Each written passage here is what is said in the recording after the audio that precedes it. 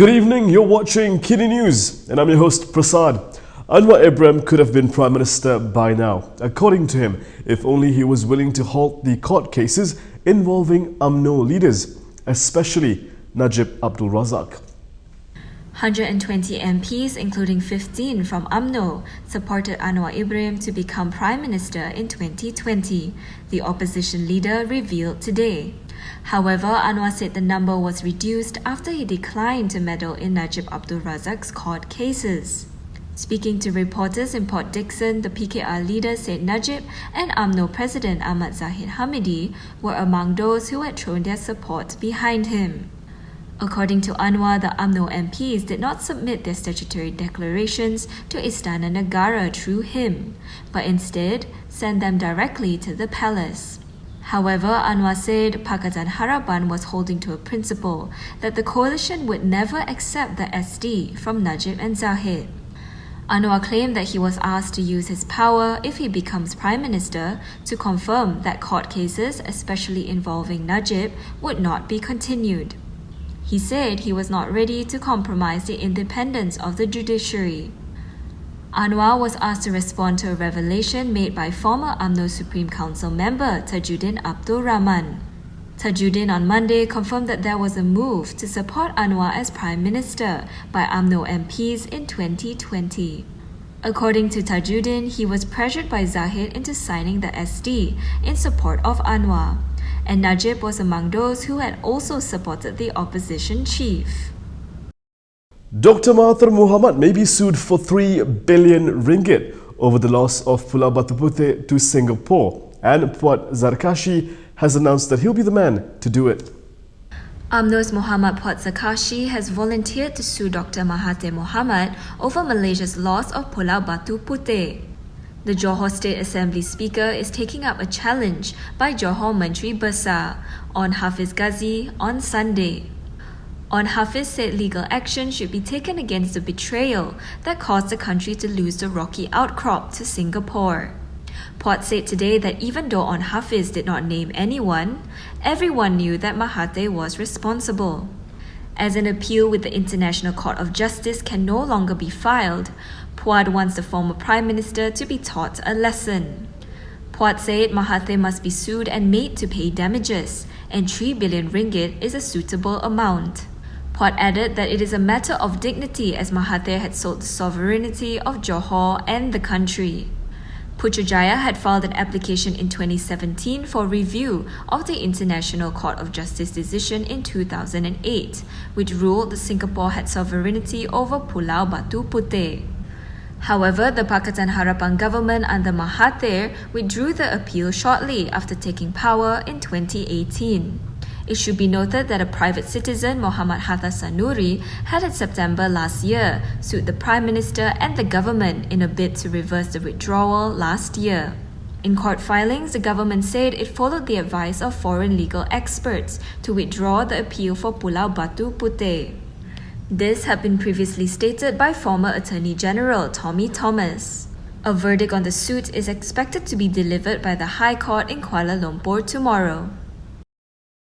DAP and Warisan continue to drift further apart, with the latest shove coming from Anthony Lok, calling the views of Warisan's Shafee Abdullah as unprincipled and absurd. DAP Secretary General Anthony Lok has labelled Warisan President Shafee Abdullah as unprincipled. The DAP leader said this is because Shafee is willing to cooperate with any winning political coalition after the 15th general election to ensure political stability. He said a party that expressed support for the winning coalition only seeks position and interest. Lok said he was saddened by what Shafee said at a forum last Sunday. Shafee reportedly said he was willing to work with any political coalition, be it BN, Perikatan Nasional or Pakatan Harapan, that formed the government. The Seremban MP said not only was Shafee's view unprincipled, it's also absurd.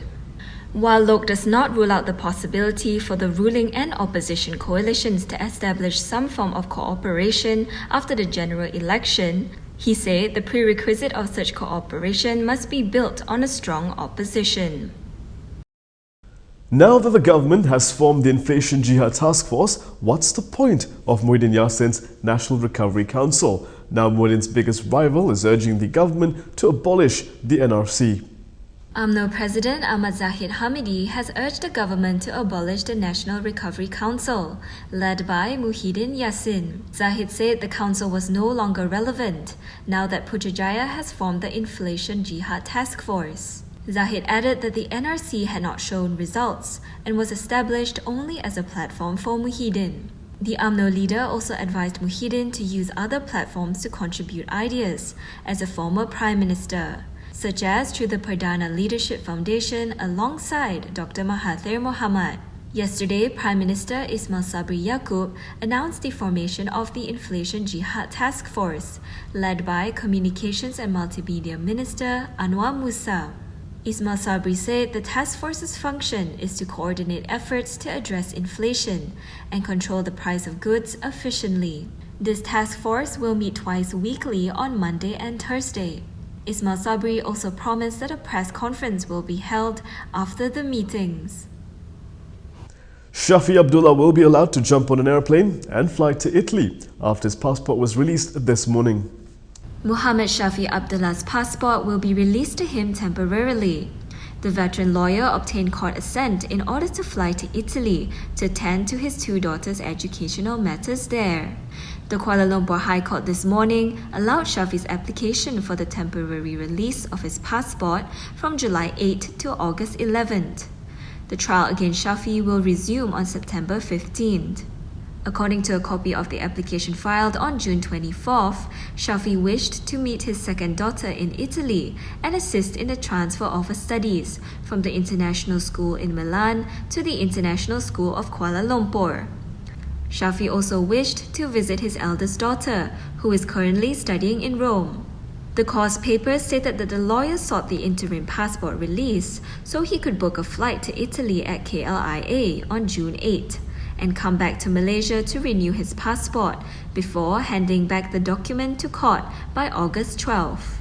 On October 25th last year, the same court allowed the temporary release of Shafee's passport so he could fly to New York to manage the settling in of his son's higher education there. Previously, Shafee surrendered his passport to the court as part of bail conditions in his ongoing trial for alleged money laundering, involving 9.5 million ringgit received from former Prime Minister Najib Abdul Razak. Zahid Hamidi's sworn statement in court against Mas Umiati has been denied by the Bersatu MP as baseless. Masjid Tanah MP Mas Umiati Samsudin has refuted UMNO President Ahmad Zahid Hamidi's misappropriation claims against her.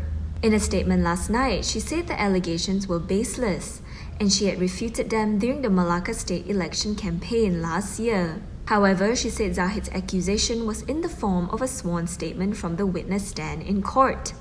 And in view of this, she would need to study it in more detail before deciding if further action needs to be taken.